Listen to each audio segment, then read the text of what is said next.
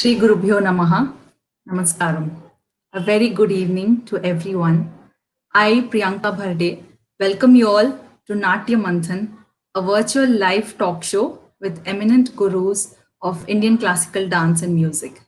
Proudly presented by Department of Language and Culture Telangana, Indian Council of Cultural Relations Hyderabad, Surmandal Hyderabad, and Sri Hiranmayi Kuchipudi Nrithyalaya Hyderabad. Natya Manthan is a humble effort to churn knowledge and experiences of stalwarts of Indian classical arts to brighten the path of young dancers.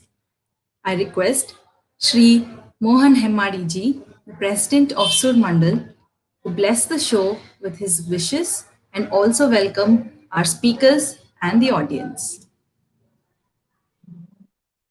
Good evening, Priyanka. Good evening, Uncle. I was on the way driving that, and it's a very great effort by you, Priyanka, for starting this Natya Manthan. I'm sure the show will do very well, not only in India but all over the world. I thank the director of Ravindra Director Cultural Services, Dr. Hari Krishna, and Mr. Y.L. Rao, President, Director of ICCR, who has kindly consented to help Priyanka to organize this show. Surmandal, in a small way, is helping her, and as you all know, Surmandal is a music circle which was started more than 52 years back in Hyderabad, and we are serving Indian classical music and dance. I wish and pray that the show goes on well. I congratulate the artists who are going to speak today and also the audience who are we are looking forward to meeting them, and we we pray that the show goes on well. Thank you, Priyanka. Thank you so much, Hemmadi Uncle, for your warm wishes. And we are so happy that you could take some time out to bless the show. Thank you once again.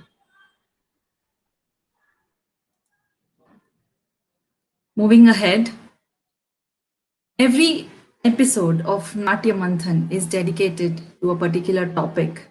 And today, I'm so happy to present today's topic, that is Angikabhinayam, which is the form of expression through body using gestures, postures, movement, and gait. Entire dance is completely dependent on this main factor called Angikabhinayam, which forms the base of any dance form. And I couldn't think of any better panel for today. We have two very eminent personalities of Kuchipudi, Bharatanatyam, and Odissi dance forms. Please help me welcome our first speaker, who is a Kuchipudi and a Bharatanatyam exponent from Bangalore, Dr. Vasanth Kiran Garu, Director of Bharata Kala Grama, Andhra Pradesh, an active performer, academician, faculty, and examiner in several universities. He is proficient not only in dance but also in management field. He is a composer, in fact a Vakeyakara, who has written over 100 compositions for Bharatanatyam and Kuchipudi, which are highly appreciated by legends. His choreographies and teaching methodologies are highly recognized in the dance fraternity. He has traveled to over 26 countries for performances, lectures, workshops, and many more. So I welcome Dr. Vasanth Kiran Garu. Thank you, sir, for being here. Namaste. Thank you so much for a beautiful introduction. I'm not sure if I deserve that introduction, but I am a student of dance. That's my introduction. But for us, you're way more than that, sir. We are so happy to have you. And the moment I thought of this topic, Definitely, you were the first one I got in my mind because I have seen you perform your pictures, your videos. I keep following them, and it's so amazing to see such dance postures. And also, I was really looking forward to know all your experiences in today's talk show.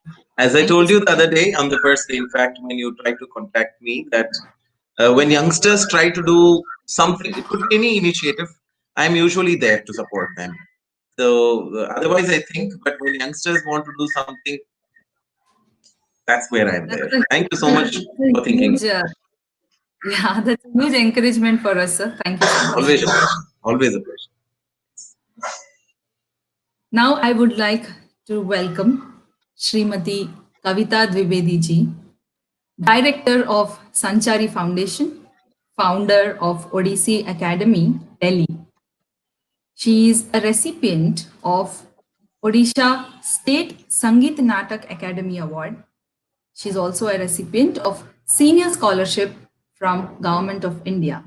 She is an ICCR empaneled artist who has traveled to 42 countries like the US, UK, Australia, and many more.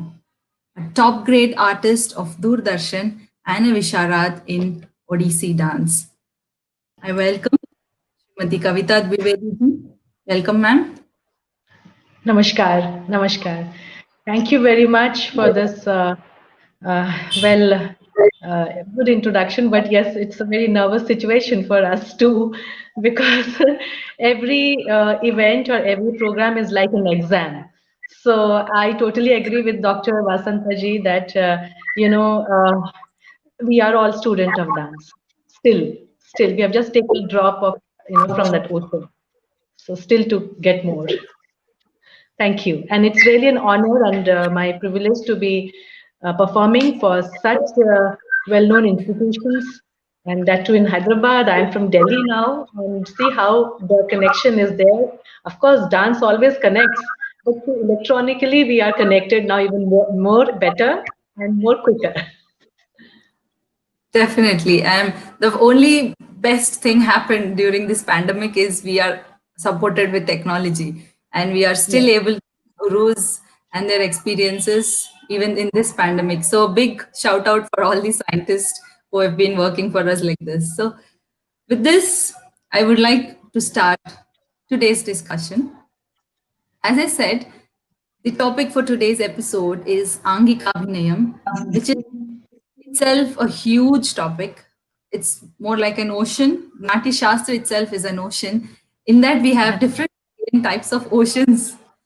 So, though it is a huge topic, I just wanted to get a gist of it, or maybe some information or some part of it, which today's generation would be able to imbibe in themselves, which they might not be able to Google it somewhere or read it somewhere. Because I always feel like one guru's experience is much, much, much influential than reading 100 books. So that's the main motive behind Natya Manthan, to bring all the eminent gurus together so that we can imbibe all your knowledge and experience. So with that, I would like to begin the discussion with Dr. Vasanth Kiran Garu with my first question. So we know that Angik Abhinayam is a complete combination of different parts of the body, angas, upangas, pratyangas, and different types of movements.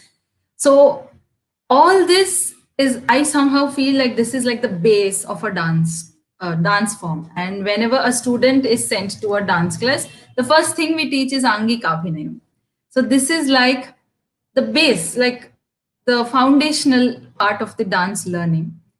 With this base, I would like to understand what could be the layers of Angika Abhinayam when it comes to the different formats of dance, like it could be Nritya, and Natya.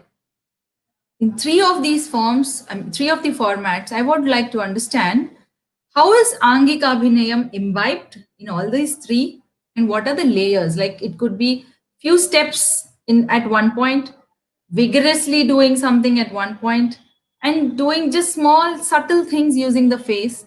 So all these I want to understand from you, sir, how do you choreograph things, especially Angikabhinayam, in these three formats? Right. Well, the question is equal to 12 hours of a full discussion and the lesson by itself. But I'll just give a very bird's eye view. I'll just speak for next 5 to 10 minutes non-stop, covering certain theoretical points also. What is happening with the youngsters today, because I see my students also, is most of the time we have a little huge gap between the Shastra and Prayoga.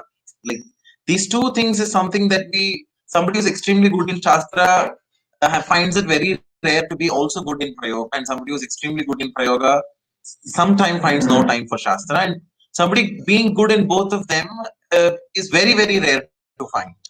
So yesterday I was in discussion with Padma Bhushan Dr. Kanakreli for a long time, and we were discussing on these points itself. And she's one of them who's combined both of them very beautifully, and she's an average of both. So these to understand Angikabhinaya, most of the time what we understand, youngsters are very hot-blooded to perform, thrill, jump, choreograph beautifully. All that is okay, but it is more beautiful when it is understood. So I will try to just give a very outer look of theoretical certain points now, clarifying which youngsters might want to know of where we bring and where are we bringing this word from and what texts do talk about. My first correction is to people who, instead of Angikabhinaya, usually say Angabhinaya. Now, that is not wrong.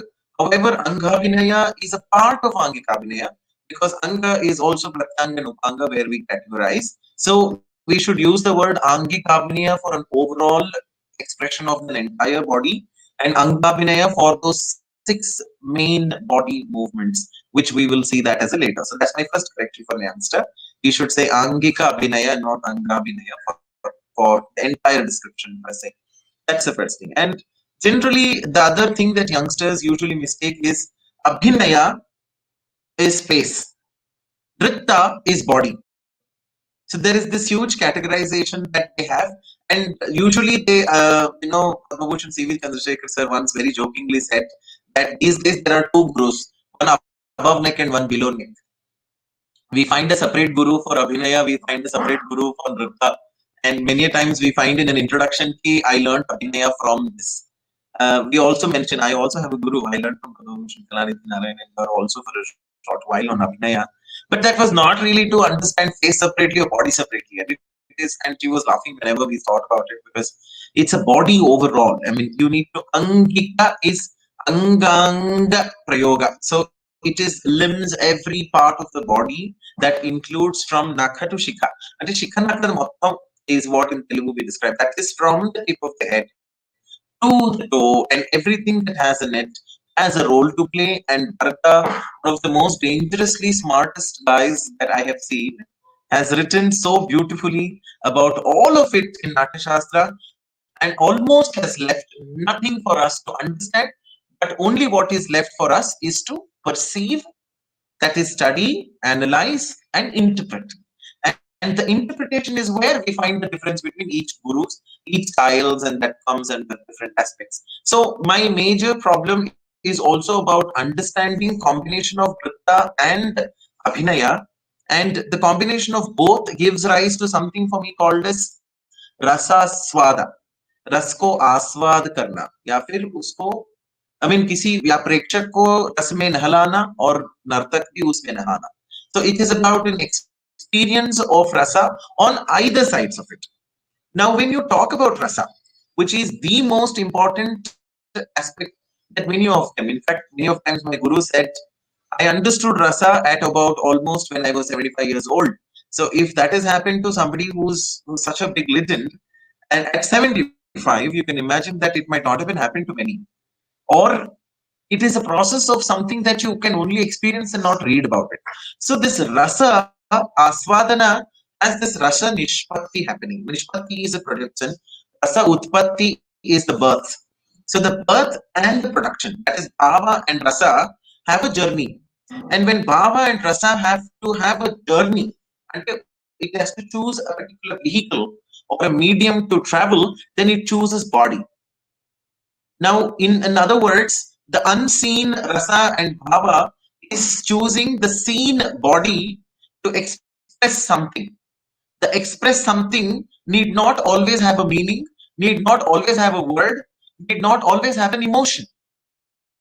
Many times people ask me, is nritta, what do we say nritta? Bhava, abhinaya, hinantu. Something that will not have bhava or abhinaya or rasa or anything, hinantu. But I do not agree with this. It is not possible. So bhava, abhinaya, hinantu is dead face. And in dead face cannot be a nritta anyways. But then there's something happening. If not rasa, then it has to be a vyabhichari bhava at least. It should be harsha. I don't know, unmada, atsa, ananda. So it could be anything that it can happen. So why am I going back to rasa and coming to Angikabhinaya is, when you talk about rasa, we're talking about expression.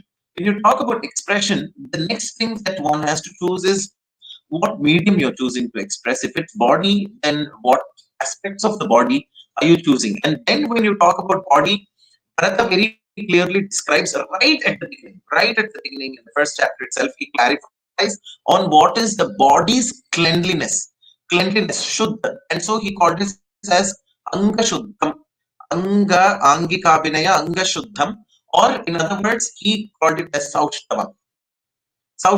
Very beautiful, clear description. It says, Kati karna samayatra purparam shashirastata samunnatamuраschaiva Saushtavam nama tat bhavet ayena karane karyo vamo vakshasti takkaraha charanashchanugaschapi dakshinas bhavetaraha. He's very smart. He knew that what humans will do with the shastra. So उन्होंने पहले ही बता दिया कि what is your basic posture even before you move. How do you stand? First, stand before you move. So many gurus always tell that the way you stand is what tells me half a dancer you are before you actually take a move or a leap on stage. So that is what describes Angikabhinaya. The strength of Anga is by in its stance, by in its postures, not really a movement. So what is movement is karna that is described. So we have static postures and movement postures. So these are the two things. So we describe about now Saushtvam. And the moment we have described about Saushtvam, Kati Karna Samayatra, that's the sloka that has given you the description. I hope they're on the same page till now. When it comes to Angika, it is Tatra Angiko Ange Nidarshitaha. So Tatra Angiko Ange, each part's Nidarshitaha, its presentation in a particular format. So then he gives a different descriptions. Now I will not go into deeper. For example, Natya Shastra did not describe the third one. We only had two of them. But then the third one was added by the later scholars. So we will also just mention them in later. But we will see this Angikabhinaya having discussed in several books. For example, Angikabhinaya is available from 8th to 12th chapter of Bharata's Natya Shastra. 2nd to 6th, as well as further again in the chapters of Nandikeshwara's Abhinaya Darpana. We also have from 1st to 6th and 8 to 10 of Bharatarnava. We also have 1 to 11 of Abhinaya Navanita. It's also in the chapter 5th of Abhinaya Sara Samputa. So anybody who's speaking about Abhinaya will have to mention these points. And any books, right from the beginning of Natya Shastra, then the later parts to Sangeet Ratnakara, Nrityaratnavali, nobody has spared it. And until the times of recent scholars like even Kapila Vatsayan, Dr. E. Raghavan, Mandakranta Bose, who are all also study experts and not really a dancing scholars, have also in detail described about the geometry. Again, when you talk about geometry, it's about body. So you understand that there are two complicated things that are happening in Angikabhinaya. There is this soul concept that we always talk about, which is the last one, which is Sattva, the purest one. And the first one is a body concept. The Angikabhinaya, which expresses through the body, is using the birthplace of soul, and soul is using this body to utilize and express this that you're trying to express. And when the soul opens out and beautifully combines with that of the body, that's when there's a unison and a beautiful dance comes out. So there is this complexity that always happens, that our inner calling is something and our body is not saying that. It happens. कभी हम कुछ करना चाहते हैं stage पे, sometimes we want to express something and we end up expressing something else, or it becomes something else. And many times manodharma comes up on stage. For me, many of my sancharis, many musicians who's played with me will know that I don't fix my sancharis. I just tell them I am doing Shabari's episode. And and they don't even ask me question on acha kitne baar repetition hona hai, nothing of that sort. So it is that it just goes on. I think it is so beautiful when all the four, that is Angika, Vachika, Aharya, Satvika, get along.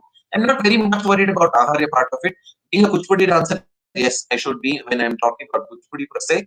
But otherwise, it is the other three which are much more important. The last one is more important for me. So the Sattva is the result of why your Anga is better. I feel it has to be the reverse process, is why we're talking about Angika. So the Anga Chalana, which is what is movement. So I would like to, for the benefit of youngsters, define the definition of what a movement is as a dancer. That is a physics definition. So in general, what I would say, it is a physical motion between a point A to point B in space. It's called a movement. Now, if the movement can either be straight, it can be circular. It is circular when point B and A is on the same point, is circular, or when it is curvy, or when it is random. So that is how it takes a shape. So this dance is definition. I mean, that is a physics definition of what movement is. But when it comes to dance, we further add on to a sentence saying a deliberate movement from point A to point B, if is also conditioned that it has to be aesthetically pleasing. There are two conditions. One is a deliberate movement. That means it's a planned, it's a choreographed, or it could be what body is planning to emote through a particular shastra.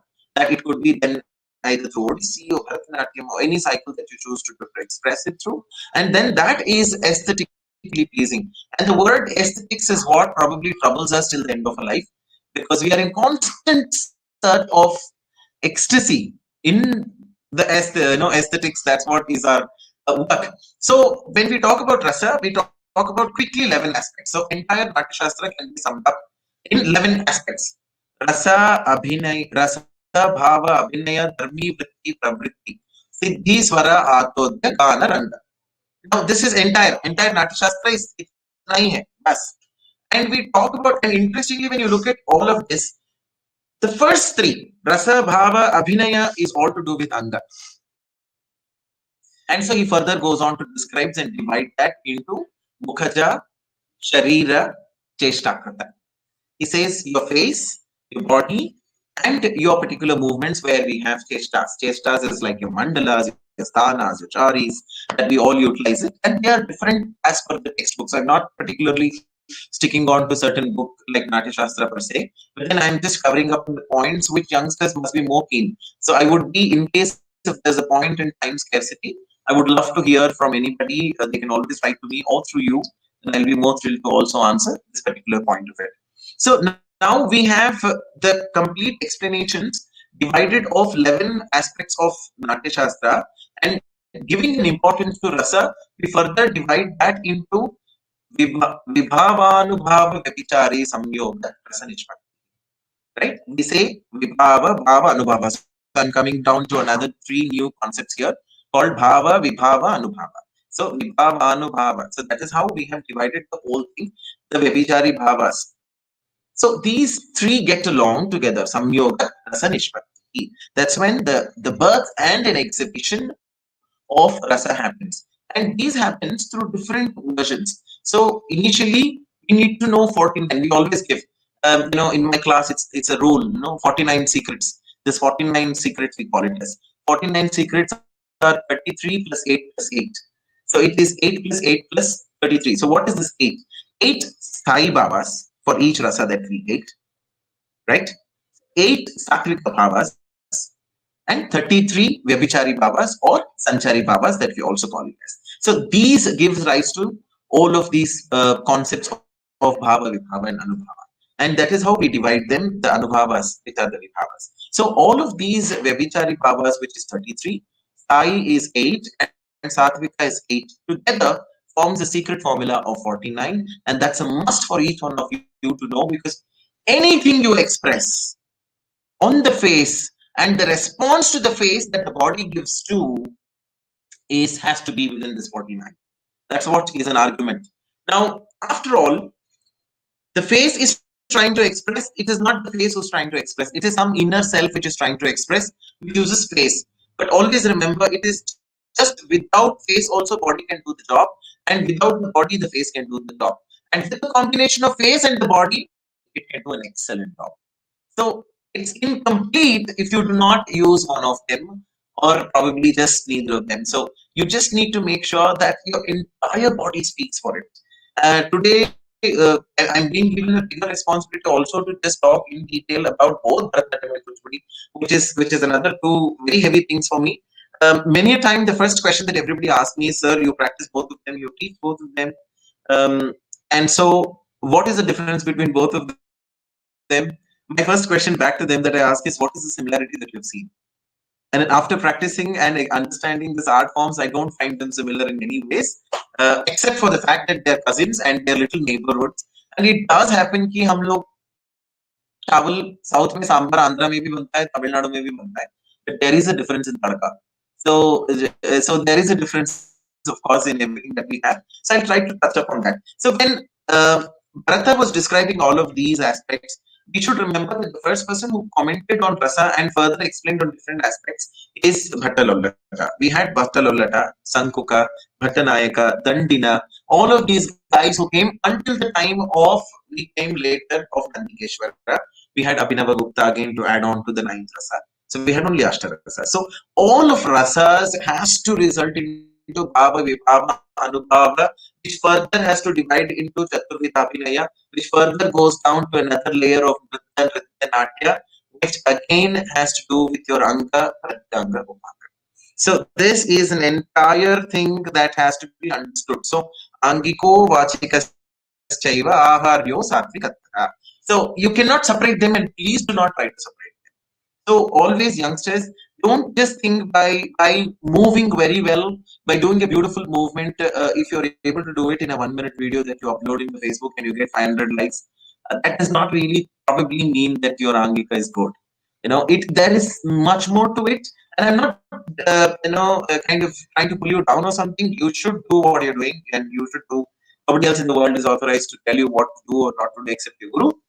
But it is important to understand the overall concept. So that's why I call it as a holistic approach to rasa, which is through Angikabhinaya, Vachika, Aharya. So when Anga is expressed, it is through Sharira, Mukhaja. Right? We have Sharira and Mukhaja. And Cheshta's movements are additional to this. So Nritta part, he has dealt very detailed under the concept of Tandava Lakshanam, which you will again find it in the Nritya Shastra. So Chaturvida Abhinaya we spoke about 4 aspects of them. We spoke about Nritta, we spoke about Anga. So what happens when it comes to Nritta particularly, and that is where we come down to little next part of the question that we will deal also about your Anga Shuddhis and etc. Very clearly says Hasta Pada Samayogam Nrityasa Karanam Bhavet. So there he does not talk much about expression, he only talks about the perfect lines and bodies and etc. So that is, we have under the Cheshta Krita, we have Sthana, Charis, Mandalas. I'll just try to demonstrate 1 or 2 of them wherever like Utlavanas or Brahmaris, wherever we use it. I also have 2 students with me, they're Gurukula Shikshas. So I'll just try to ask them if they can come in and help us with 1 or 2 points of these. So this is where we have layered. So being a Kuchipudi dancer, quickly, for us, Natya, because we are a Natya Parampara, there are 2 dance forms, Kathakali and Kuchipudi are Natya Paramparas. So our audiences for whom we started dancing for, and hence the development of entire scenario of Kuchipudi is absolutely different from the audiences that we danced for and its journey in Bharatanatyam. See, what was happening was Kuchipudi was moving from a dance drama technique to a solo repertoire. And Bharatanatyam moved from a solo repertoire to a group productions and dance dramas also. And in this cross, you can see swastikas ke wrist mein meet hote. The wrists meet in anything. So probably we met, and so we beautifully exchanged a lot of things, and it is beautiful. Because at the end of the day, but it is very interesting to see as a Bharatanatyam dancer, when Bharatanatyam dancers present the same Natya Shastra versus Kuchipudi dancers, when we learn from the Kuchipudi aspects, certain of the movements are absolutely different, but the definitions are same. Which in simple, and finally, in one of the Natya Shastra conference, I defined what is Natya Shastra to a dancer. Is Natya Shastra is an intelligent perception. Natya Shastra is intelligent perception. It is जो जितना जितना आपके दिमाग के दम तक आप समझ सकते हो. It is the strength of your brain that allows you, who allows you, Bharata, allows you to understand, imbibe, engulf, digest, analyze, and allow the body to throw it out. And that is perception for you, and that is Bharata for you. And that's why Bharata comes to you in different percentages. So sometimes 5%, sometimes 2%, sometimes 90%. And so you will see somebody like Padruka or Kanakriles and Venkati Chinasatyams and Kelucharan Mohapatras, all of them just they are those higher percentage people, and they have all crossed the clouds. And that's why when I have an Odissi dancer on the screen, I'm so thrilled because to Kelu Babu sir, when I met, I told him कि अगले जन्म में I'm booking my seat in Odissi. तो मैं आ रहा हूँ आपके पास. So he was so thrilled. So he said, why don't you come now? I said, sir, ये दो बहुत है. I mean, two is too much for me already in life. So I'm booking next for sure. So my next love is Odissi for sure. And that's where I'm more eager to probably listen from them. I'm also open for questions that if anything comes up in meantime. But this is a layering. I hope I've answered the question that you're trying to ask. Because it's a very, very, very vast topic per se. Just rasa, I take 36 hours to even describe rasa. Until then, rasa is an absolute abstract, and it is so difficult to define an abstract and give categorizations. So that's where we go into it a little later, probably.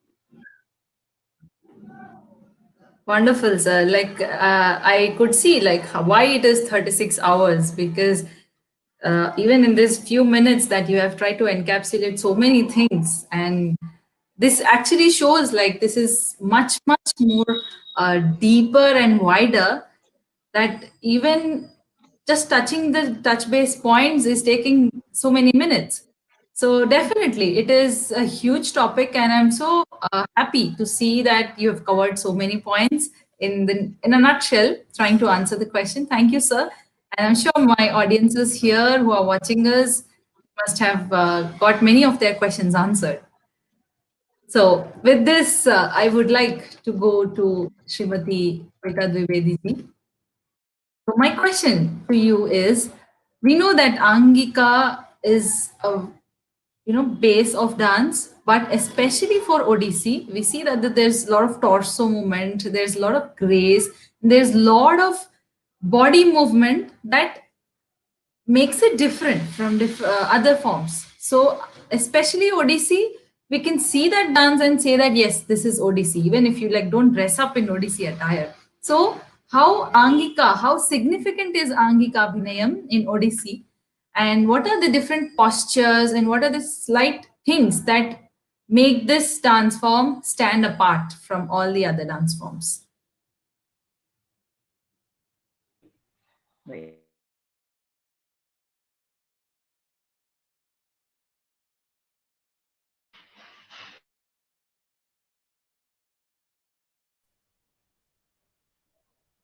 Yeah, okay. Yes, yes. First of all, I must say it was such an engrossing talk by Dr. Vasanth Kiranji, because like when you were speaking, it was like each chapter was opening, and layers were opening, and I was recalling my learning days and still learning, and like each word, of course, is like a precious gems you have given to the youngsters. And this is what even I would also like to say, that certain elements of the dance, and as Priyanka had already mentioned, that it's not just the like what we have learned, it is the experience which we feel over the years. And as Vasantaji told that yes, sometimes these youngsters, they have this mistake of thinking that this is a different part and this is a different part, and hands are different and legs are different. But as I feel that it's a totality. So I will not go into the details because you have already covered so beautifully each and every aspect, the theoretical aspect of the dance, especially having the Angika Bhinaya, and you've talked about rasa, you have talked about the postures. Yes, how of course, yeah, and very beautifully you have narrated the cross of the hands. That was really very beautiful. That yes, one was like juxtaposing and then going, and then how the hands joined, and somewhere in between, I will say that I come in. So I will just say because see, Odisha is of course above the Andhra, and we also had the Devadasis, from the southern part of Odisha, and then coming to Puri Jagannath temple and performing there. So a lot of certain steps are there. And especially if I'm not wrong, the use of toes is very much there in Kuchipudi, if I'm not wrong. And same is with the Odissi also, that we have a lot of toe movements, which is the first thing. And as I would like now here to say that what is the significance, how this Odissi becomes Lasya, because of the graceful postures, and because it's a very sculptural oriented dance form, and everybody knows about the Konark temple and the Alasa Kanyas as described by the Shilpa Shastras, and we take it in our dance form. So over the years, I have seen that even the dance postures, though they are static, but they speak. There is an expression. And I mean, whenever I have been, I will, I here I would like to share my experiences rather than going very scholastic, because I feel sir has done already my job. So I will just carry on what I have felt, what I have experienced over the years. Still, I feel that so many things you have to see. But whenever I have visited the Konark temple, and especially watching these cultures, there is a frozen movement. But yes, there is a movement. So what is that movement? Is it this? Is it from here, or is it the whole? I mean, and that fraction of time, something, the vibration comes in within you, and that is what your whole body starts, your whole anga starts, giving some shape, starts dancing. And when it is attuned with some music or rhythmic bowls, then of course we say that yes, we are performing. But it has to first hit you here. So when we talk about the lasya ang of Odissi, for example, I'll just while sitting only, I'll just say that this is the darpani, the posture darpani, and this darpani has this pose where it is Ketaki Bharana, where she is putting the sindura in the, in the middle of the head. And if I just put it like this, there is nothing. But if I put it with some feeling, the posture has some expressions. Looking into the mirror. So I should first visualize the mirror when I'm performing, even if it is a posture. So this is what I agree with you, sir, that these dancers have to be told that even if it is a pure nritta, like we have Pallavi, sorry, Pallavi is there, like you have Tilana, and so here, even in Pallavi, the melody has expression. Tari jam, tari jam, tari jam.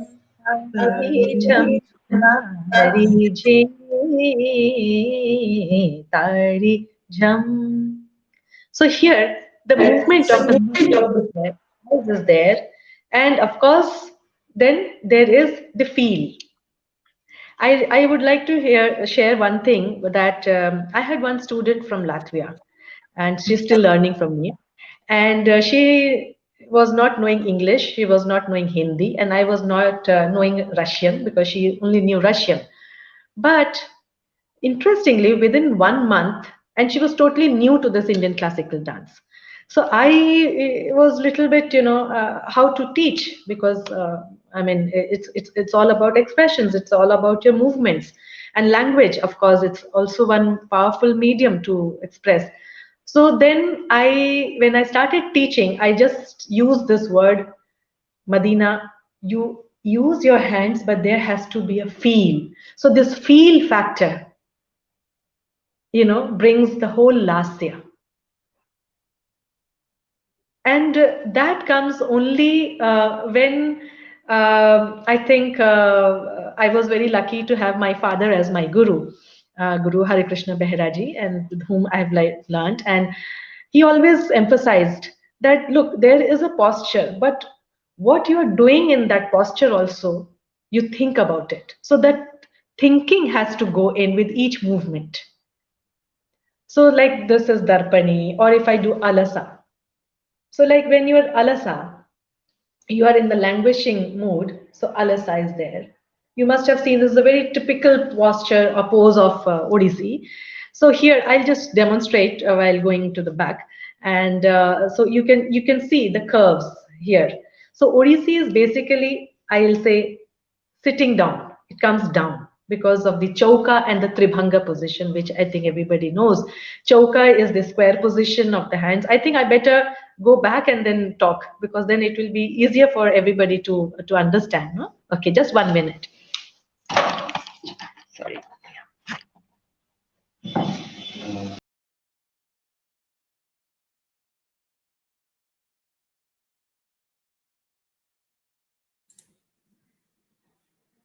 So, ma'am would be joining in couple of minutes, I guess. So, we can move ahead.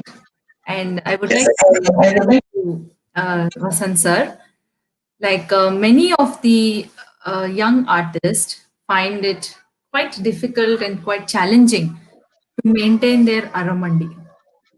The Yes. Aramandi, the Saushtavam, the elbow positions. These are the three main things, like the elbows, body Saushtavam, and the Aramandi. These define the perfection of a dancer. But having gone through years of training, also, there are so many dancers who find it difficult to maintain the Aramandi, to have that till the end of the performance. Maybe they carry to some moments of the dance, but how to maintain it till the end is one question that lingers in many of our minds. So I would like to ask, like, can you suggest or some technique or some exercises that young dancers can imbibe for this to be achieved? Satata sadhanam angashuddham nirantaram. This is an old saying which says the only possibility of bringing on to angashuddham into your body is satata sadhanam, which is practice. So the secret of any good dancer is practice, and the rule number 2 is practice, and the rule number 3 is to practice the above two. Yes, this is absolutely no secret, but I will show you few of the stretches and exercises that I make my students do, and my exercise classes are very stringent, very hard, because body needs to take that hard to experience. So be able to at least do your Angashuddhi and Aramandi even at the 45th minute of the Jati in Varnam if it comes, or in any Tarangam that comes even after 30th minute. Your Jati must be intact, and your knees do not look up to you and say, "Alright, get out of the stage." Because I know your knees just want to get out of the stage. I know you're done, because these days nobody gives a slot for more than 15-20 minutes or half an hour maximum. So no dancer has the stamina. Gone are those days when Varnam alone. I have learned a Varnam of 1 hour 10 minutes. Padavarnams. Now who will watch 1 hour 10 minutes of a Padavarnams? And we very playfully danced in those days, though we cursed Guru's ends. Ki kya hai, ek ghanta kyun kar rahe? But then today we realize the value of it. So we'll show you what we have followed stretches after Kavita ji is expressing her movement. I'm so thrilled to watch. Yeah, okay, thank you. There was some technical glitch. I don't know what happened. Suddenly it just went off. Anyway, so I'll just show you the choker position. Here, the knees, of course, and this position of choker. You see here, you can see the bends and sitting down. The whole body this energy goes down. And with the hands in the choker position. So you see from Brahma Sutra to this, there is the straight line and straight line with the hands. So this is the choker with knees outside. So many people, they have this habit, but yes, this is totally apart. So this is the choker position and the tribhanga, the three bends. Again, see, I'm straight, but now when I sit in the Tribhanga, again the sitting comes in, and with little deflection of the hips. You can see here with the T formation, the hip is there, and the T formation, so this Tribhanga. Now, based on these two postures, so based on these two postures, this is how the dance is being performed. So, in the Chauka position, in the Tribhanga position, can you see me? 1 minute, yeah. Yeah, okay. So this Tribhanga position, when we have, this is the Dhanupada, Krishna, or Venu, Darpani, Alasa. So standing there only, and there is this torso. The third thing which makes Odissi graceful is the torso movement, which we practice, with the round of the torso and side. So this we have to practice.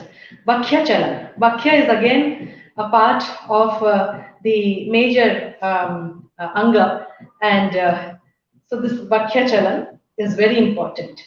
And that is why Tari Jham, Tari Jham, Tari Jham, Tari Jham, Tari Tari Jham. So you see there is this Kati, there is this Vakhya, the Hastas, Drishti, Bhuru also. So you have to add, when I was small, when I learned this item, I was just doing it. But as I grew, certain things started adding to it. So it's like, adding colors as you grow. So this movement, the graceful movement comes from this torso movement, and the exercises which we first is this Vakhya Chalan, then we have also this Baitha, where we sit down and get, this is common for everybody. But to practice this Chauka, also we have to sit and then this. This has to be, karna hi hai, karna hai. So like that, we have also the gates based on these, like Chali. So here you can see how the Vakhya is being taken. Dhag, dhag, dhini, ta, tak, dhini, dhag, dhag, dhini, ta, dhinak, dhin. So you can see here the torso movement, like a fish. I'll show it again. 2, 3, 4. Dhag, dhag, dhini, tak, dhini. So we come with the pushpa, or we do this pushpanjali. Dhag, dhini, tak, tak, dhini, dhag, tak, dhini, dhinak, dhini, dhag, dhag, dhini, tak, dhini, dhag, dhag, dhini, dhinak, dhini, dhag, dhag, dhini, tak, dhini, tak, tak, dhini, dhinak, dhini, dhin, tenak, te, ta, tenak, te, dhin. So you see how the back chali has this torso movement again. So this is how Odissi becomes Lasya because of this torso movement. And all these things happen, of course, with the Chauka and Tribhanga and the Vakhya Chalan. And one more thing I must say here, that when I'm moving my torso, the eyes also goes the same direction. So all move in one direction. It's not this way. I can't do this. It has to go.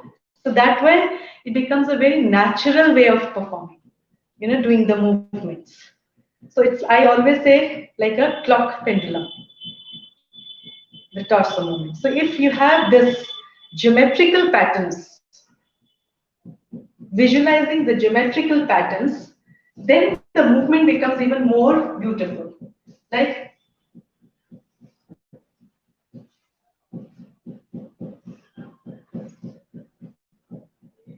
so this coming, bringing, or like for instance, we also have these steppings, which I'll like to share with, if you give me the permission, if I can share, because it's a beautiful, platform for me to share that how the Odissi is being performed with certain steps. I just show you.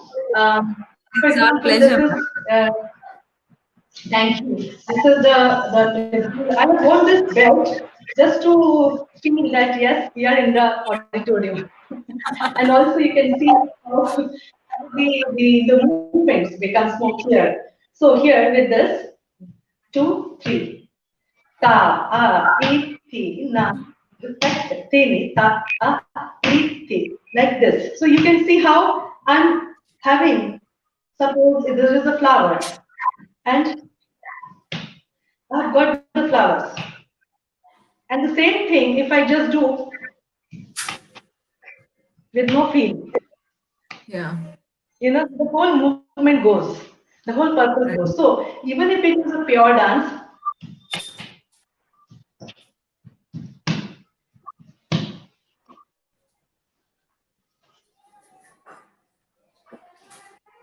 so you can see the tribhanga and the movement of.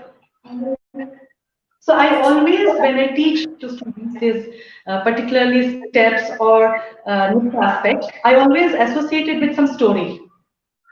There is a very typical step of Odissi. Dha, dha, gadi, gani. So this is choka. So I always tell that look, there is a flower, and you have got it with you, and you put it in the basket, Hmm. and you're looking into it. So you can see that dha dha gadi gani dha, so dha dha gadi gani dha. So every movement also has the abhinaya. I must say. I Yeah. must say. I mean, this is what I have now understanding one layer of the dance, which I think Vasantaji will agree that over the years, I think when you start Manthan, that's what your topic is, Natya Manthan. So that Manthan has to be there with each movement, with each gesture or pause, or like you are doing a posture. So you have to think about it. So that is how we have, and then we have Dina Kritik, Dina Kritik, Dina. So here the Bani, the bowls, you know. So this is how we use heels also. 1, 2, 3, 4, 5. This is called Begini or Boini. So this is also very typical of Odissi. And you can see here the body movement, the wrist movement, but the body is straight. Right. And dha, dinda atta, da, dinda atta, da, dinda atta, da, dinda atta, da, da. So here the neck, griva is there, torso. And then we have the Anga Brahmari. This also one exercise we do. This full sitting in the choker, which is very important in the beginning when we learn, so that you get the whole circle. And I think this is mostly for every dance form. Yes. So this is that, and then of course we have this Choka Brahmari, which is very unique to Odissi, where we keep our feet not front, a little behind. But here, this whole body remains static. So one thing you must have observed, Choka represents the male, Okay. Vibhanga, female. Okay.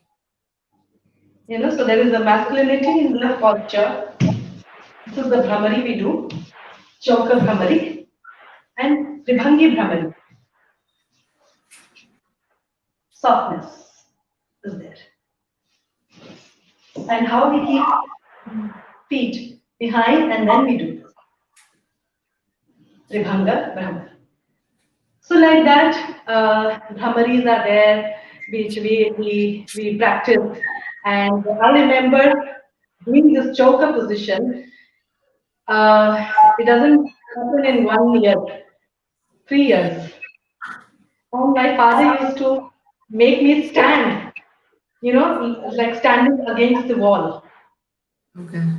for 5 minutes, then 10 minutes, then 15 minutes, okay, then 20 minutes, like this. You sit and eat Oh. with chandana, but you're sitting in chauka. Or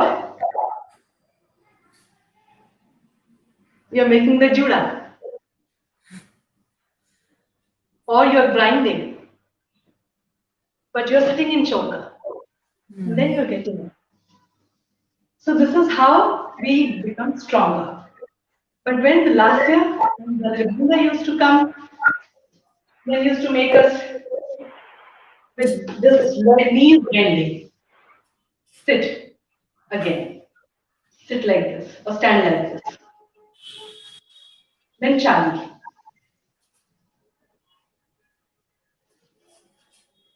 like this. And then we have Budha, which is like, see how the choker. 1, 2, 3, 4. 1, 2, 3, 4. 1, 2, 3, 4. 1, 2, 3. 1, 2, 3, 4. 1, 2, 3. 1, 2, 3, 4. 1, 2. This is Budha. Bhasa, which is very again important. You see how the also movement is being used. Or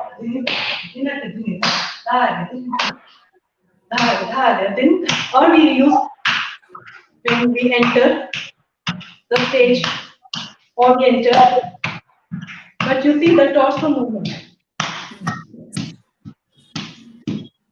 Torso movement will be there. And that is what makes Odissi more beautiful.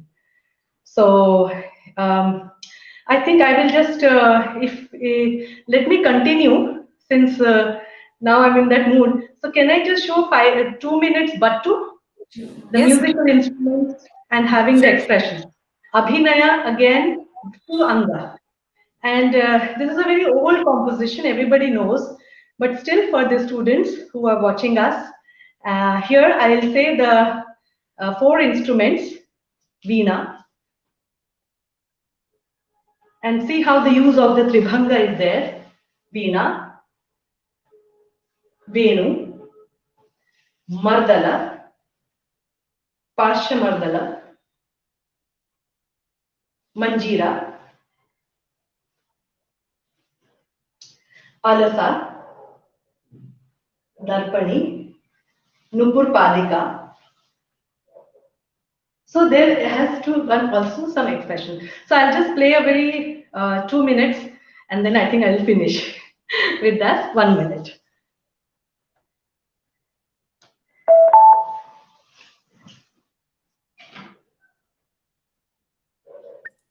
We are actually already mesmerized by your grace, ma'am. So I wouldn't even think of stopping you right now.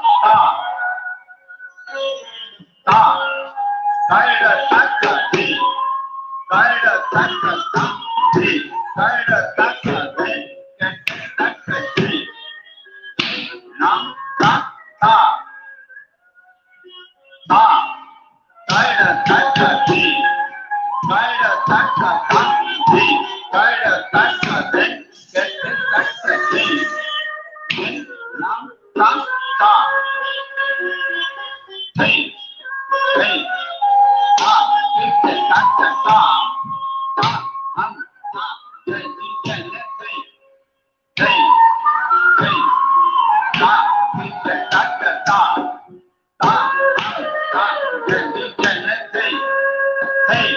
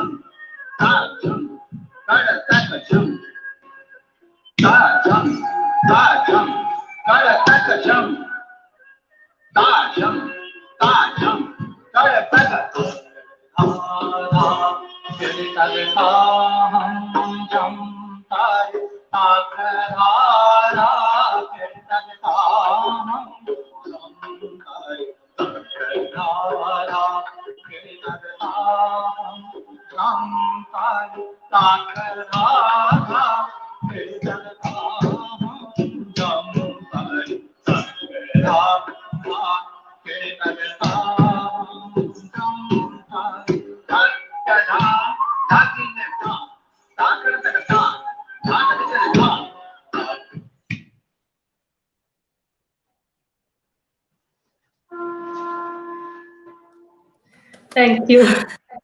I No hope. wonder sir has booked this lot of Odyssey for the next birth. I understand now why he's so interested about it. Yes.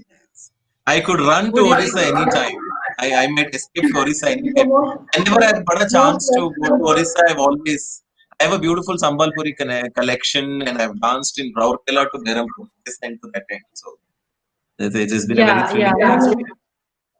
Most welcome, and not only the dance, but also you can have the textiles, you can have the handicrafts, you can have the cuisines, also very I've had a different. lot. I've had a lot, and I love Orissa's handworks and handicrafts and all of that, Yes, and that and defines its artistry. I must say there is all there in all these there is an Abhinaya. Yes, yes. Every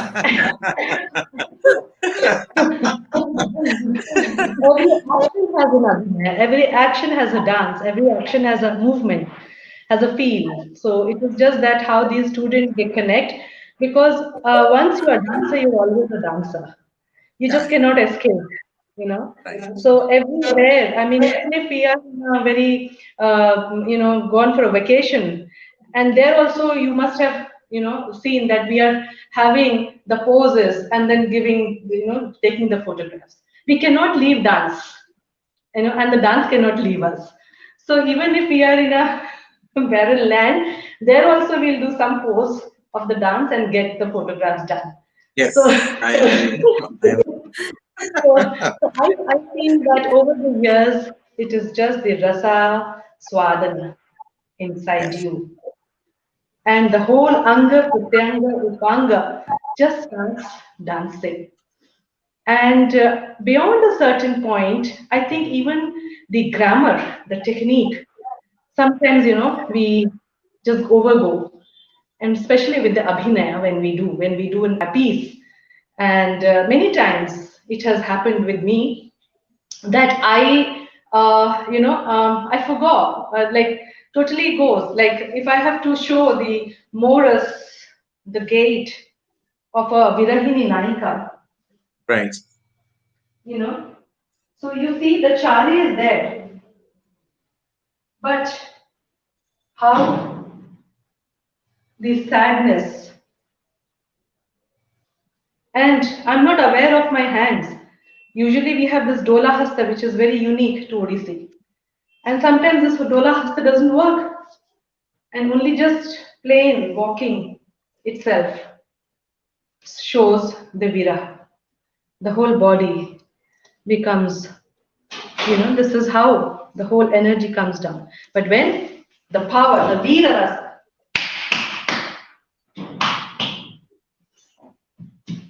and you see how this choka is there, or showing the Nataraja. So the whole body changes.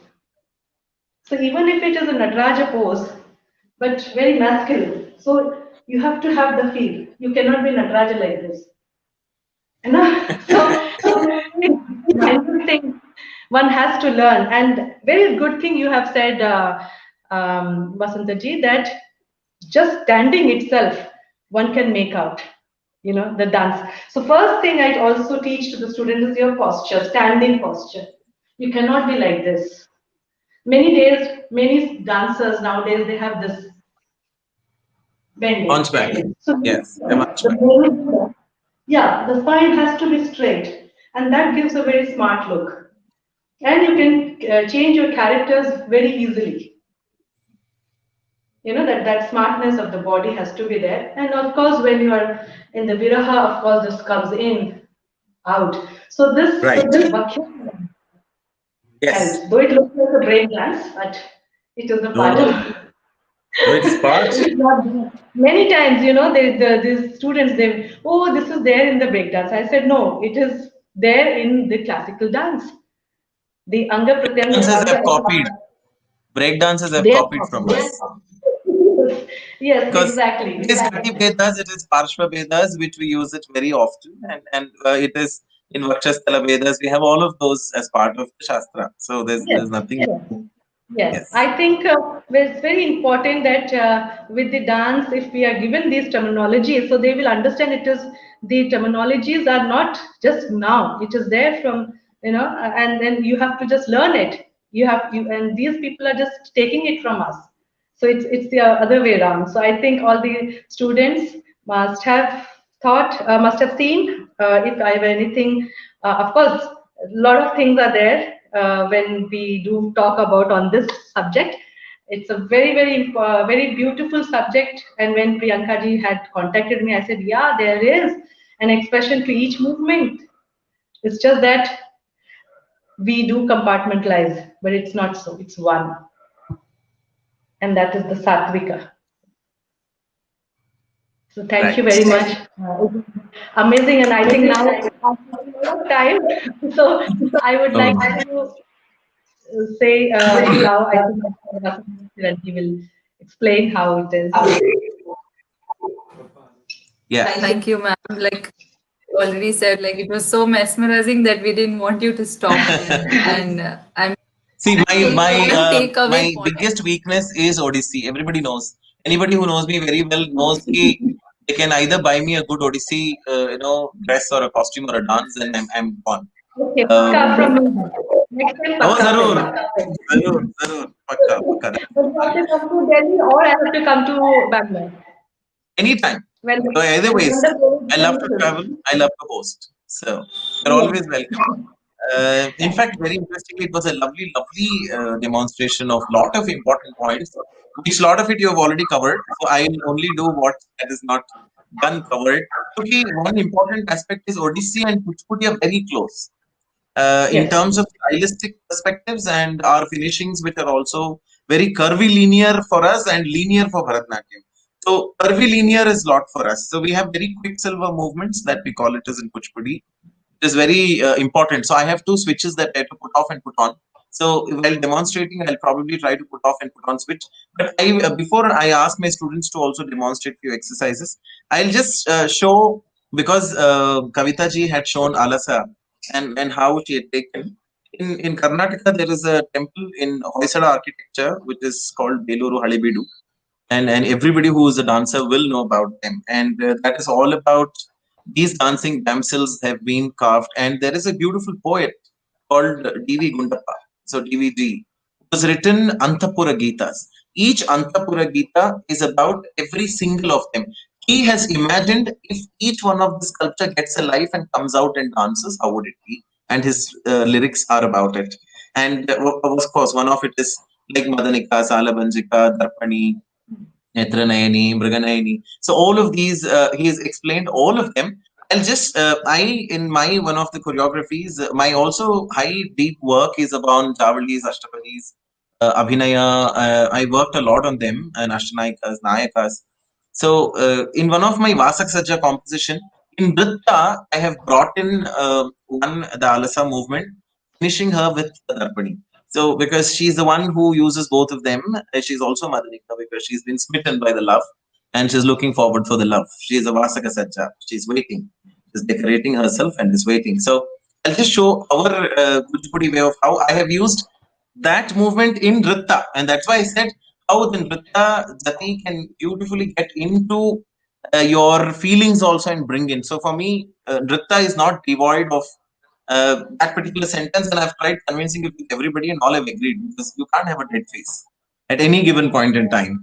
So I will just show my Alasa, and then I'll show you the stretches for Aramandi and Saushtavam that many youngsters are looking forward for.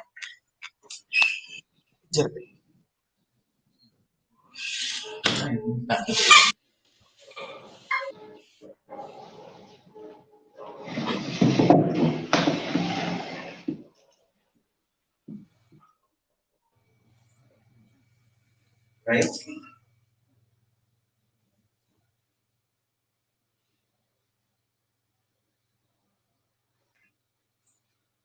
That is just a quick movement I'll take and show you. Am I audible?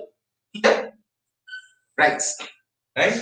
You have ta ta din na ta din na ta din na ta ta ka ta ta tri ta ta na ta ta tri ta ta na ta ta no ta din din ta ra din na ta ta ta da din na tri ta ta tri ta ta na ta ta tri ta ta na ta no ta din ta kir ka da dom ta dan na ta kir ka da dom tai dan nei ta kir ka da dom tai dan na ta ta ka ta.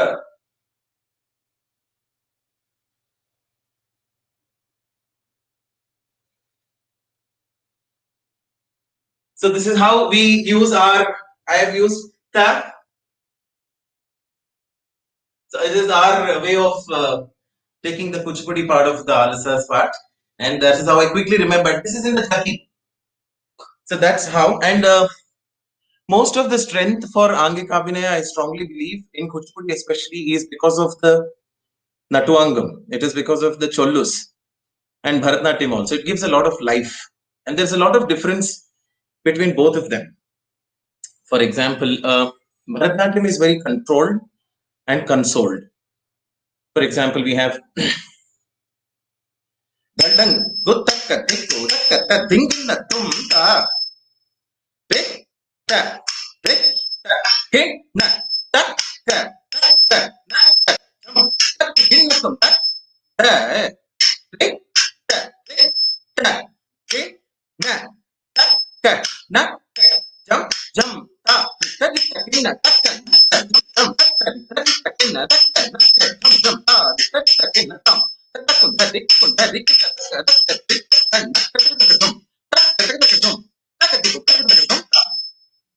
it is this.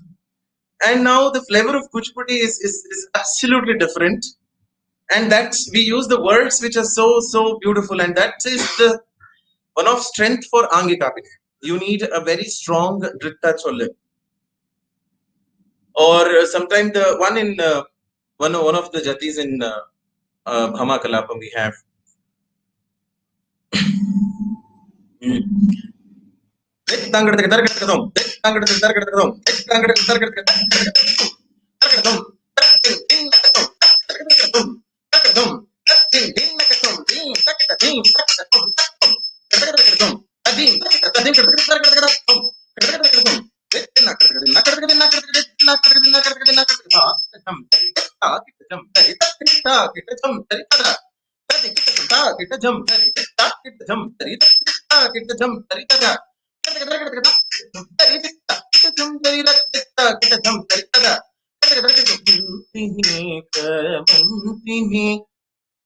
So that quick quippy tone of Kuchipudi gives you a life, because the opening prayer song itself starts off in that strength which shows you the Nritta's beauty.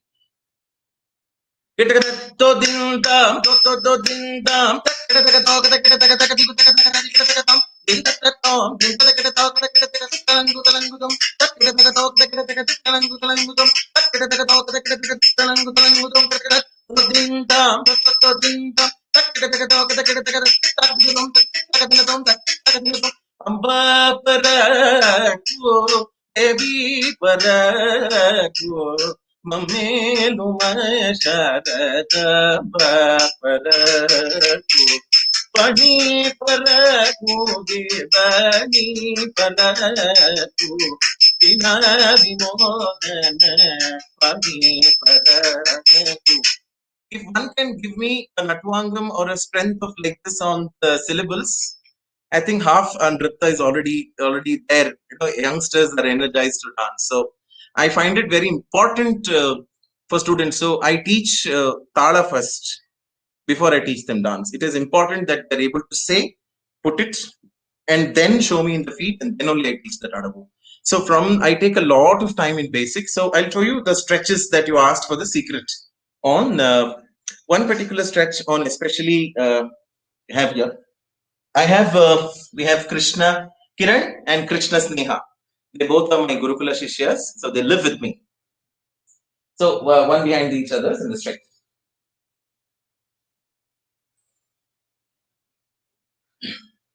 Takadinatam, takadinatam, takadinatam.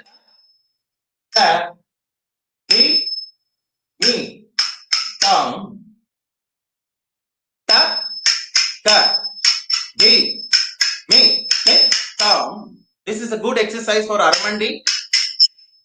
Ta, ta, di, mi, tam. There are two varieties. One is in Moramandi, one is in Aramandi.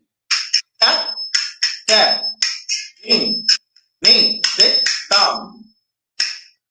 Ta, ta, di, mi, ta, ta, dan, ta, ta, di, mi, ta, ta, dan, tam. Ta, ta, di, mi, ta, ta, dan, tam. Ta, ta, di, mi, ta, ta, dan, tam. Ta, ta,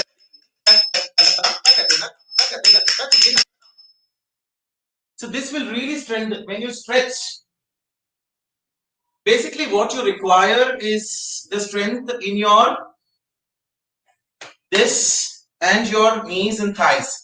So this is where, especially when you're tired, your shivering starts here when you really want to run away from the stage because of the no stamina. So you need to build up your staminas on the knees. And so this exercise will take the energy onto one body and allows to sustain. So you will be able to hold and control with this, especially when you stop there and enjoy that pain. And so first formula for a dancer is pain is pleasure. Har din we sit down and say pain is pleasure, pain is pleasure, pain is pleasure. So whenever they feel like crying, they say no, pain is pleasure. So that's the first formula we always give them. They do the touch, right? You do the next one. That is easy. You do this. You do the first one. Ready? 1, 2, 3.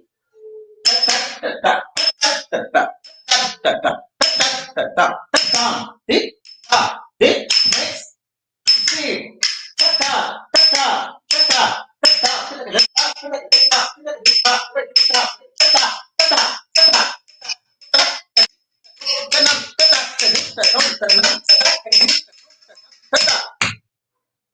This is another very gripped and controlled. It will give you a very huge strength on your below waist part. That includes your thighs, your knees, your calf, and also a strength to your heel. So it requires the foot to be very strong to do this. And for your especially practice, because we have another one that we follow, and this is particular to my school, all of these exercises. 1, 2, 3, 4.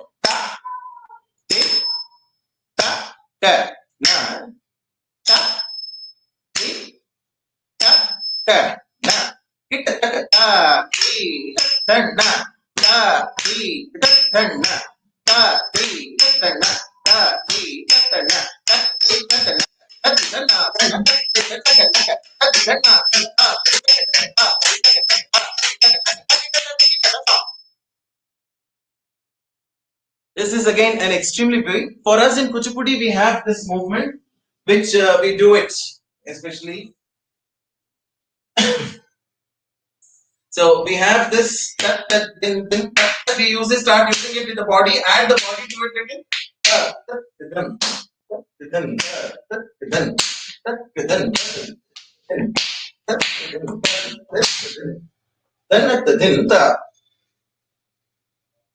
So that movement adds grace to it. So most of Vempati sir's finishings always had that movement, so that he believed the dancer, especially while exiting, at least we used to request him to make it easier, but he didn't believe in that. He said exit is a bang, and so the starting is also a particular bang. So these are a few exercises that we've thought of, as well as the stretches that this really gives you. And I'll show you now what do we do for Aramandi. So Aramandi ante, first of all, let me clarify. Aramandi is not a Bharatanatyam term. It is a term that exists in every dance form except Kathak. Every style has, all other styles has the concept of Aramandi. They do it in Chauka, some do it in Ayata, some do it in Sama. And it always has to be remembered that it exists cut across. So you can't escape. If somebody has told you Kuchipudi mein Aramandi nahi hota hai, he is wrong. So there is nothing called like that. If you say Natya Shastra has to be followed, so Natya Shastra did not separately define for Bharatanatyam, separately define for Kuchipudi.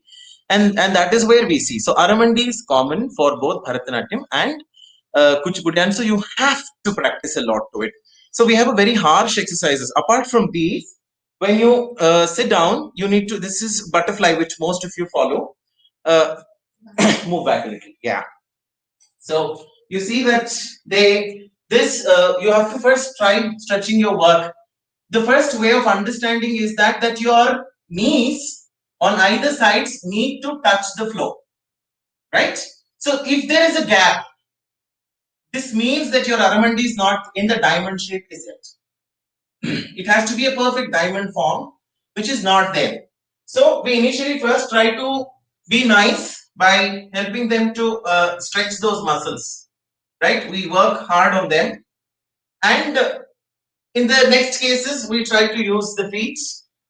We try to work with the feet, and in the final case we stretch. So they practice this, so then they work on this part,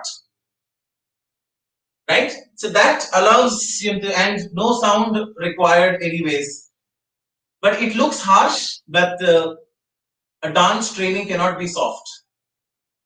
The softness comes to you after rasa aswada has happened later in life. Initially, hard work is required before you do smart work in life. You can't start smart work and then do hard work in life. So that's the first one. And second, stretch, get up, turn. This is, I don't know, I think you can't show, but what we also do is turn back, because the training is very harsh. Sit down and push the wall. Now you need to search a flat wall, because unfortunately there is a TV screen. You need to like your up on the wall, okay? Fully, your toe, everything has to be closer.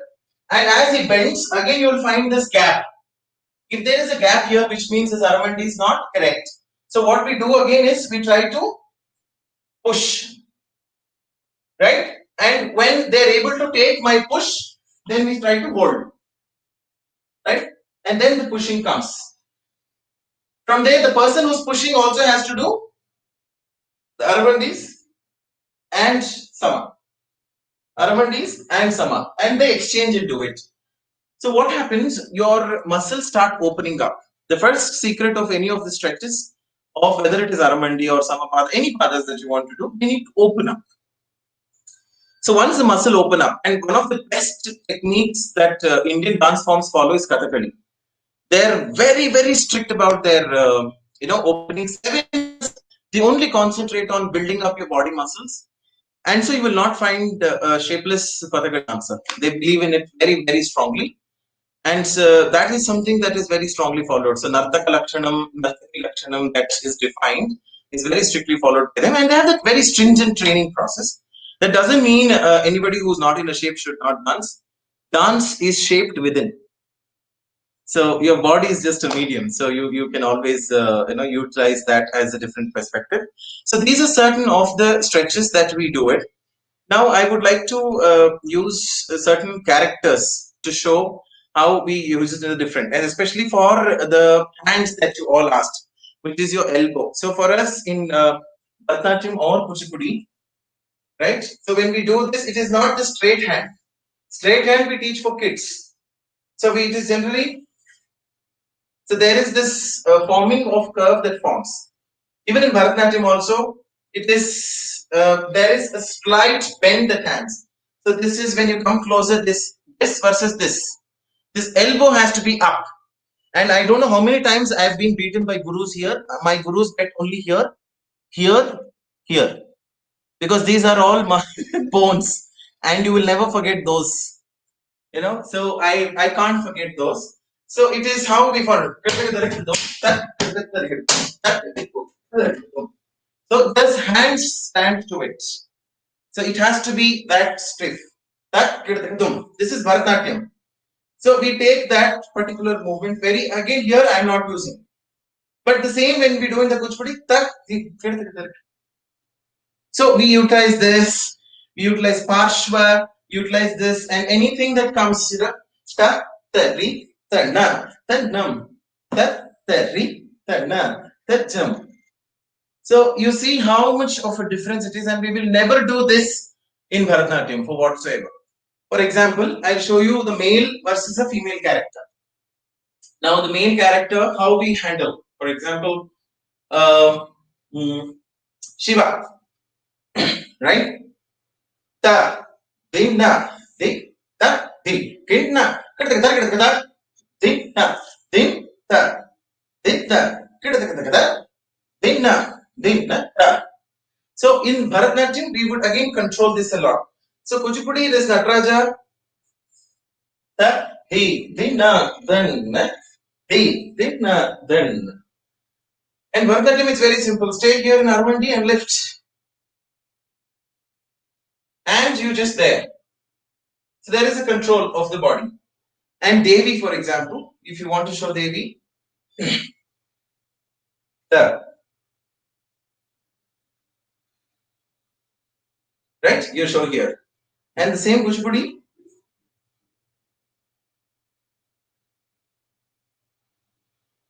How much of just the difference?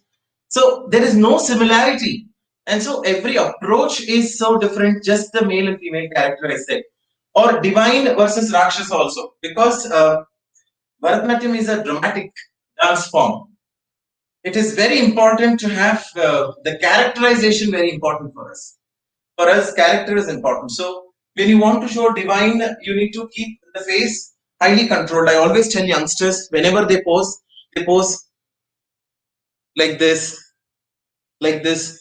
See, always God postures are taken from some inspiration. So there has to be a sculpture, there has to be a temple where the God is represented. For example, their chauka is from Puri, Jagannath. So it is, Krishna, Balabhadra, Subhadra. So they have that, right, Jagannath. So there is a reference point to it. Otherwise, even Kuchipudi we have this. I hope you all remember. It became like this later by Vempati sir, but until then it was this. Right? Most of you remember. So it is Ditta, Dimita, Kitaka, Kalan, Kutaka, Dimita, Kitaka, Kalan, Kutaka,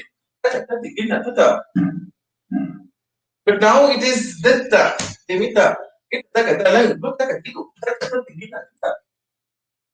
so it is all in this that we need to keep. So divine, when you do, the divine poses for always for me is straight. For example, when you want to do Rama, when you just do Rama as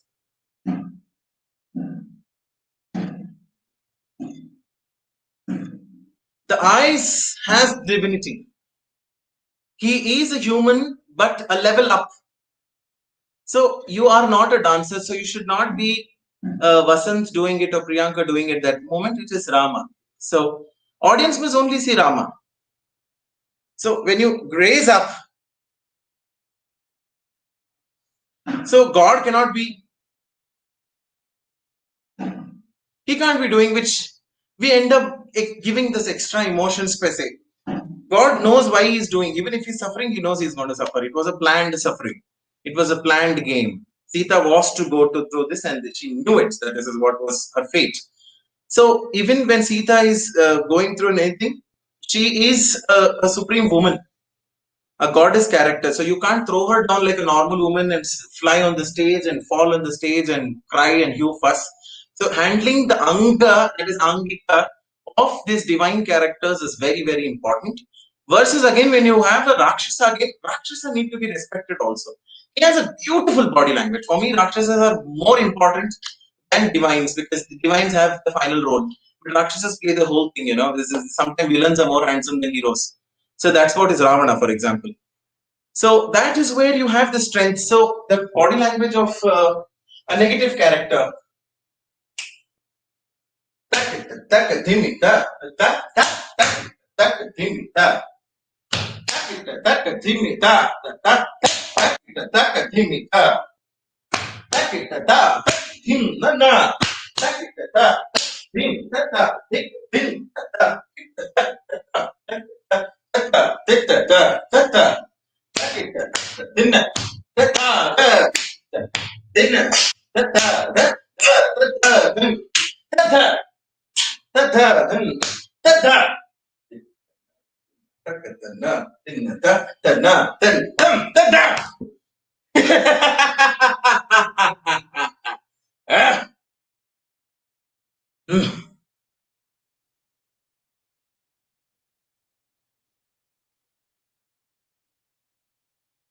So this, because we have Vachika, Kuchipudi, we have dialogues.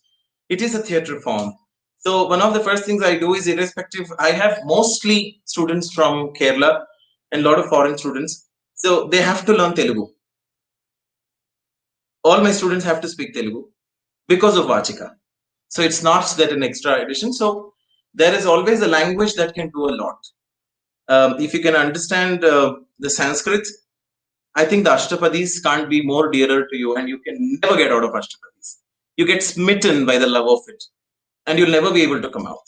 And so for me, Kelu Babu is Radha, and nothing else. So it comes out, your body speaks, and you become one of the character and gets chosen by it. So these are the certain differences that we do it, and how Anga, Pratyanga, Upanga. So this is called Apu formula. Youngsters to remember, it's called Apu series. Okay, APU. So it is Anga, Pratyanga, Upanga. Many times they do AUP. It is wrong. So it's easy to remember. How we add on. Let's say you had a darshanam of a god. How Angas first accept the darshana, and then this, and then Upanga. So you've been longing to watch Rama or any god for that matter, and you finally got to see him or her. So how do you add on to it? So you've been waiting.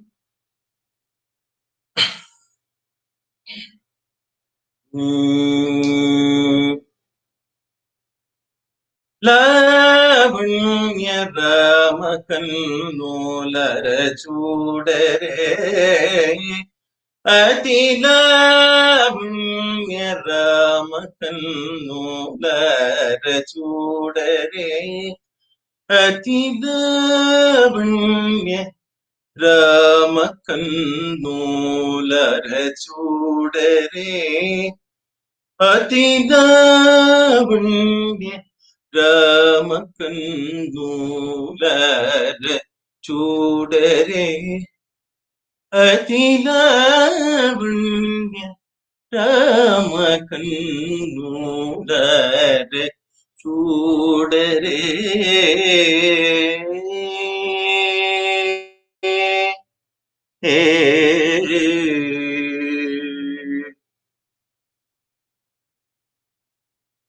నీ మనసు నీ సొగసు నీ తినుసు వేరే రమణీ మనసు నీ సొగసు నీ తినుసు వేరే ತಾಮಸಮತ ದೈವಮೇಲ ತಾಮಸಮತ ದೈವಮೇಲ ತ್ಯಾಗರಾಜನು ತತಿವ್ಯ ತಾಮಸಮತ ದೈವಮೇಲ ತ್ಯಾಗರಾಜನು ತತಿವ್ಯ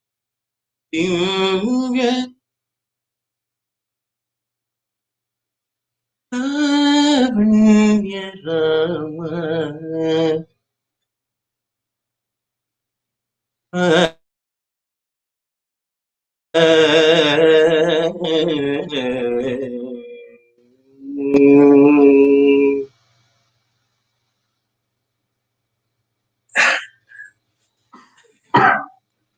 Right. So, thank you. So you saw how body builds to Anga first. Your Anga responds to it. So it is sequenced and arranged. That means 6, 6, and 12 that are arranged has to be there. So no 6, 6, and 12. So 24 parts of your body in their respective divisions move. So complete surrender is when all the 24 are speaking and you cannot control because it's ecstasy.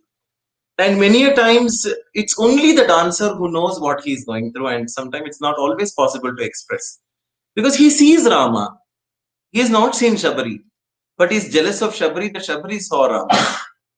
Hanuman is the one in one of the composition he always says, when Rama asks him, Hanuman, Hanuman, tell me what you want. He was not expecting. This is after he came back to Ayodhya. So Hanuman ko puछता है कि Hanuman, you tell me what were you. No, everybody has helped me, so I gave them kingdom, I gave them riches, I gave them this. So Hanuman was watching everybody getting it, and finally Rama comes to him and puts his head on his him. That is already too much for Hanuman. That Rama's hand is on his head, and he slowly asks, tell me what you want. And Hanuman was not expecting because he did not do because he was expecting something. He did it because he is what he is, and he did it for Rama and anything in the name of Rama. कुछ भी करवा लो उससे. So then Hanuman says, Rama, I need 1 minute to think. I'll think and come back. So Rama says, अच्छा तू सोचता भी है? तो चलो, सोच लो. Because he never thinks. He always jumps. He listens half and jumps and brings a wrong mountain, wrong tree, wrong thing. So that's what he always ends up doing. So that's why called, there is a saying also, Aathaget Kanjani in Kannada. That means one who jumps half. We have students who listen only half and run. तो वो बच्चे होते हैं जो हम बोलते हैं उनको Hanuman. So here he says, I need to think 1 minute. So Rama was surprised. So he comes back. He says, I have thought. बोलते बोलो क्या चाहिए तुमको. He says, this is a Marathi beautiful composition that I did for Nartak Festival in Mumbai. So it says, माझं एक वर पाहिजे. एकच वर द्यावा. I just need one were for me. He said, Acha, what is it? It seems I forget. It seems that I am cursed, that I forget my strength. I forget who I am. I forget my capabilities. I forget that I can do much more than what I am actually thinking that I can do. But you can only give me one vara. He says, tell me what? That I do not forget that I am your dasa who always is destined to only be at your feet and nothing else. Not even an inch above the feet I am looking forward to. That feeds. Please allow me to remember that though I forget everything in this world, I don't mind. My powers are everything. But make sure that I remember that when Rama word is taken, Hanuman is at the feet. This is the beautiful thing that he asks. This picturization through Anga, Pratyanga, Upanga comes into Hanuman. While asking this song itself, he says, I'm jealous of Shabari. You gave darshan to her. You gave moksha. He's a very possessive bhakta. Ahalya ko tumne moksha diya, Shabari ko tumne darshan diya. He's jealous of all of these people who on the process, even Ravan ko bhi tumne mukti de di. Vibhishan ko ye de diya. So that is how he asks. There is a beautiful song, you can all listen to it. Ek वर द्यावा प्रभो मज एकच वर द्यावा या चरणाच्या ठाई माझा या चरणाच्या ठाई माझा निश्चल भाव राहावा एकच वर द्यावा प्रभो मज एकच वर द्यावा. I'm not a singer. I'm just singing like a crow, but that's because a dancer just goes on, when you're allowed to sing, and that's how it is, and that is one. And so body. As my final two things, I'll ask them to demonstrate the Brahmaris, how we do, and maybe one or two. Just show me any two Brahmaris. So Brahmari, just show two Brahmaris. So one of the this is Garuda Brahmari. We call it this. It's part of Shastra. Then ta ka ding me ta ka ding me ta ka ding me ta ka ding na tam ta ka tam ta ta ding na ta ka ding me ta ka ding me ta ka ding me ta ka ding me ta ka ding na tam tam. One more. One Anga Brahmari. 1, 2, 3, 4. Sa ka din mi da kun ta tri kitta kun ta tri kitta tam kitta taka ta din mi ta kun ta tri kitta taka tam. Left ta ka din mi ta kun ta tri kitta ta kun ta tri kitta taka tam kitta taka ta ka din mi ta kun ta tri kitta ta kun ta tri kitta taka tam. Yeah, these are just two Brahmaris, and there are totally 5 of them. And then, come on, do Utplavanas. Utplavana, which are jumps, will just show you how they all practice. Do you know the shloka? You can tell the shloka? Come closer. Yes. No, it's okay, they can see. Sure. You do first do the, Brahmaris. That's Utplavana, and then we'll come back to the shloka. Come on. Ready? 1, 2, 3, go. 2. Tak te din na tak kita tak din na tak te di tak tam. Single hand. Tak te din na tak din mi tak kita tak din tam tak tam. These are Utplavana of the first. That is Alag Utplavana. Next. Turang. That is, 1, 2, 3, go. Tak din tak tak din tak tak din tak tak.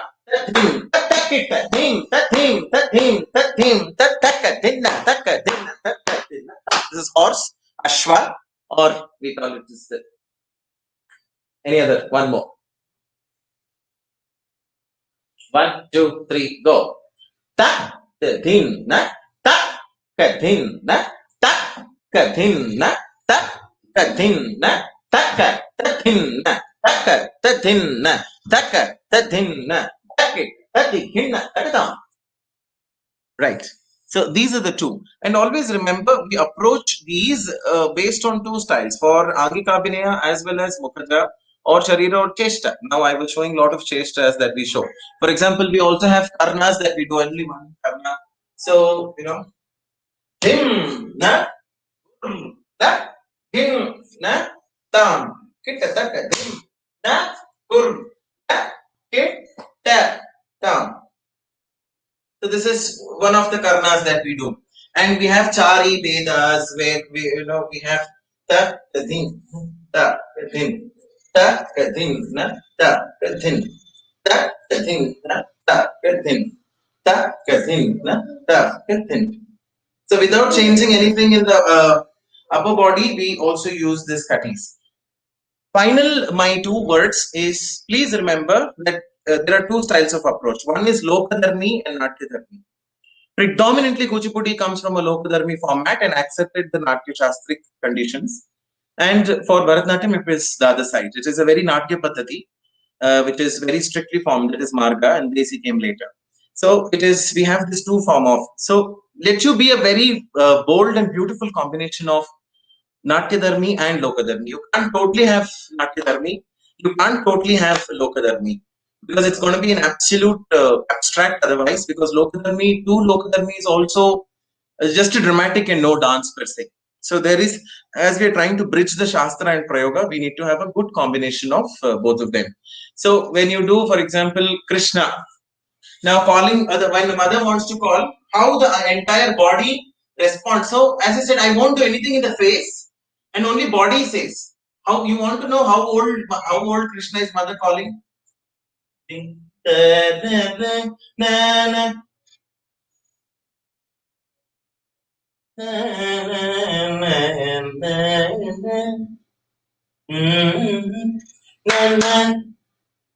na na na na na.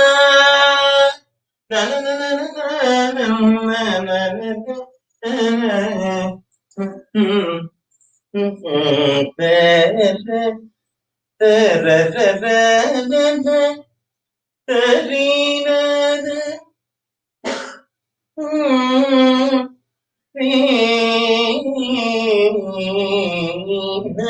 So if you this be Lokadarmi, then Natya would be very this.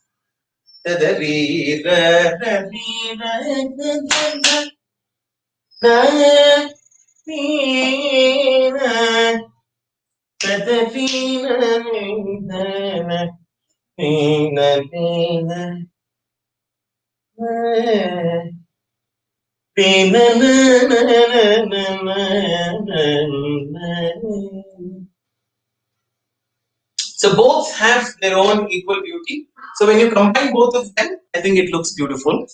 So I think I don't know if I'm running out of time, but please let me know if there are any questions, or I hope I have covered the points. My final one word is, after all Bharata wanted to say, he said everything about the Shastra, but there's one word he gave us as freedom for dancers, and he called that word as auchityam. Auchityam is an important word. Auchityam is, this is the boundary, but within the boundary, choose how much of that. So he's compared Shastra of Natya with Shastra of Paka. Paka Shastra. Paka Shastra is cooking. So rasa is understood by an excellent cook. कि जितना salt चाहिए, जितना namkeen चाहिए, how much of a spice is going in, how much of chili powder and all goes in with a perfect blend to come out. That rasa explanation is exactly how much of anga, how much of upanga, how much of pratyanga, how much of rasa, how much of abhinaya, how much of bhava, how much of what dharmi needs to go in to again finally come out with what kind of an aspect. And so the final depiction is when, coming back to the first point, the soul, the body has to combine. Thank you. Give me the chair. I couldn't have had a better session for Angikabhinaya by both of you today, Dr. Vasanth Kiran Garu and Srimati Kavita Dwibedi ji. I'm so humbled that you have put on so much of effort to make this episode as informational as possible.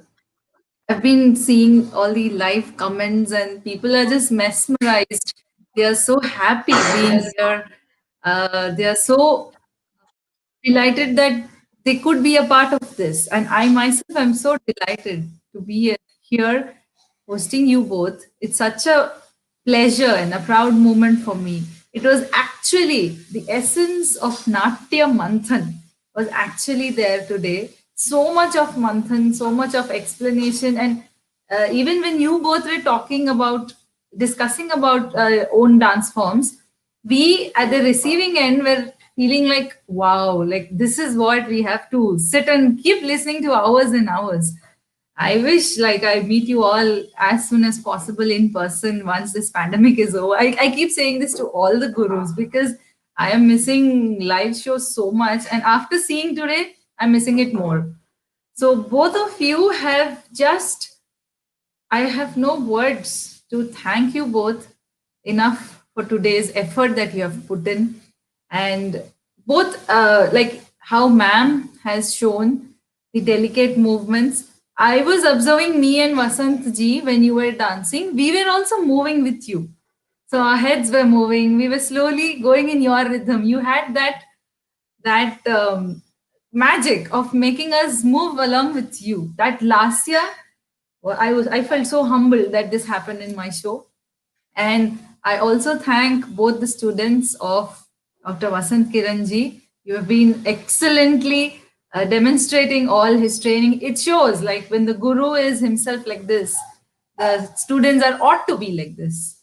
So I'm very thankful to both the gurus, Dr. Vasant Kiran Garu and Kavita Dwibedi ji. And this video is going to be there forever in my library of gaining knowledge from gurus. These are really, really precious. This is my third episode, and each episode has been a gem. I somehow feel like these I'm telling in all episodes because all the gurus have been so magnificent.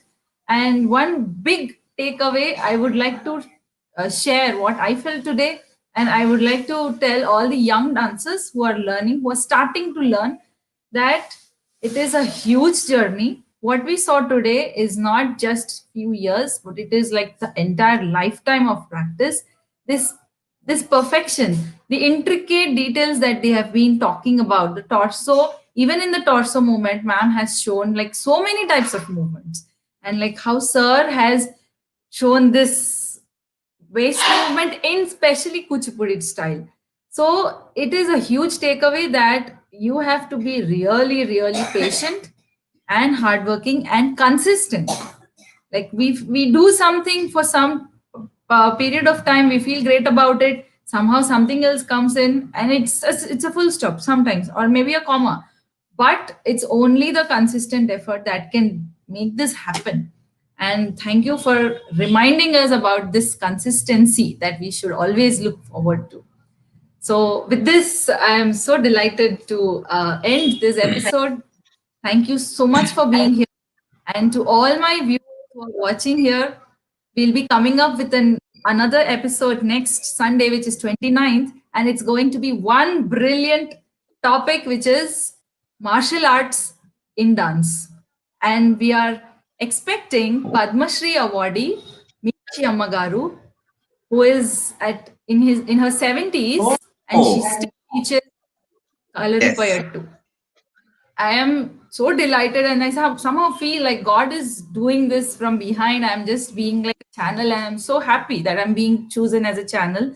Such big gurus are going to, and I would like all of you to keep following the description, links given in the description for more updates of the next episode. And one, Right. I would also like to just say one word. I'm sorry to cut you through, but no problem. I'm sure Kavita ji would agree with me saying that youngsters like you are what is required for the field of dance. In the world where most of the people are thinking that the classical dance does not exist, it does, and it does in a very, very strong way. Vanajaka was telling me about you, and Dr. Vanaja is very close to me, just like my sister. So your efforts and your things must continue and keep this humility in you forever in life. And I'm sure this will take you by far ahead. Yuki, whether it is irrespective, for example, in my exercises, I've also included exercises from Kalaripayat as well as Karate. We use certain of those exercises also in the dance, and well, we use those techniques because I'm people think I'm Malayali because most of my students are Malayalis, from Kerala. So I use a lot of Kerala martial arts, which is Kalaripayattu also in our dance form, especially for exercises, because dance form like Kuchipudi and Bharatanatyam needs a control at an immense level, at an immense level. So, and that's with everybody. So I think strengthening your Angika will really help. I'm glad that I could be part of this session. I'm glad of you that you thought of me. And I'm very humbled for this opportunity to share a screen with a wonderful dancer like Kavita ji. And ये हमारा भाग्य है कि आपने हमें सोचा. And then I'll absolutely look forward for and more opportunities to share stages in real, where we can also exchange samosas or singers or the paneer chillis of Orissa, and then sit over a talk. Is there any questions? Then you can either ask now or we can take it later also. You can just post it to us and we'll be able to answer. I think we've exceeded the time. Definitely, so I'll do that. I'm not like I don't think anybody will ask anything right now because there's so much for them to digest as of now, and it's all self-explanatory. But still, if I get because I keep interacting with the young dancers and to understand what are the issues going on as a young dancer with others also. So I'm trying to bring up those points in each of the episodes because it should help the next generation. This gold should pass on to the next generation. So that's my only attempt. I'm so glad it happened here. Thank you. Namaskar. Thank you, ma'am. Thank you, sir. Thank you, both the students of Dr. Vasanth Kiran Garu. Thank you so much. Good day, all of you.